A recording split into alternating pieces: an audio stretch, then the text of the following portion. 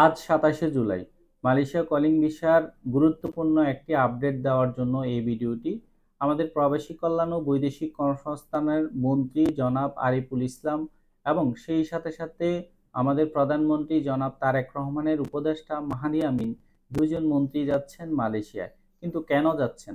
যদিও মিটিংটি হওয়ার কথা ছিল ৩০শে জুলাই। এই মিটিংটি সমন্বয় মিটিং। উভয় দেশের সমন্বয় করে মালয়েশিয়া কলিং ভিসা কবে খুলবে সকল আপডেট নির্ধারণ করার কথা ছিল। কিন্তু মিটিংটি ২ দিন আগে বা ৩ দিন আগের হওয়ার কারণ কি? মিটিংটি যে অত্যন্ত গুরুত্ব পাচ্ছে সে বিষয়টুকু আপনাদেরকে জানবার জন্য ভিডিওটি করছি। দেশ এবং দেশের বাহিরে যে যেখানে আছেন সকলকে এনায়েত ইন্টারন্যাশনাল লিমিটেড RL ৩১৬ এর পক্ষ থেকে স্বাগত জানাচ্ছি। দেখেন, প্রতিটা মিটিংই খুবই গুরুত্বপূর্ণ। প্রত্যেকটা মিটিংয়ে কিছু না কিছু ধাপ অগ্রসর হচ্ছে।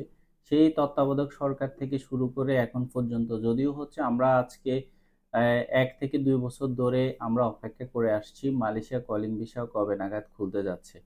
তো আমার মনে সেই অপেক্ষার প্রহর খুব সন্নিকটে, খুব রিসেন্টলি আপনারা জানতে পারবেন কবে নাগাদ মালয়েশিয়া ভিসা খুলতে যাচ্ছে এবং কোন প্রসেসে কোন প্রক্রিয়া মালয়েশিয়া ভিসা খুলতে যাচ্ছে।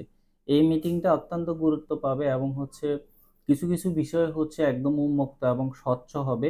যেমন FWCMS হবে নাকি অন্য কোনো সফটওয়্যারের আওতায় মালয়েশিয়া কলিং ভিসা ওপেন হবে। যদিও আমরা পূর্বে বেশ কিছু নিউজ এবং মিটিংয়ে আমরা সর্বশেষ যেটা জানতে পেরেছি FWCMS এর মাধ্যমেই মালয়েশিয়া কলিং ভিসা ওপেন হবে এবং ডাটাবেসটা এরকম করেই সাজানো হবে, কোটাটা ওভাবেই আবেদন করা হবে। তো এটাই বলবো, এই মিটিংটা অত্যন্ত গুরুত্বপূর্ণ এবং আপনারা বুঝতে পারছেন ৩০ তারিখের মিটিংটি ২৭ তারিখে নেওয়া হয়েছে।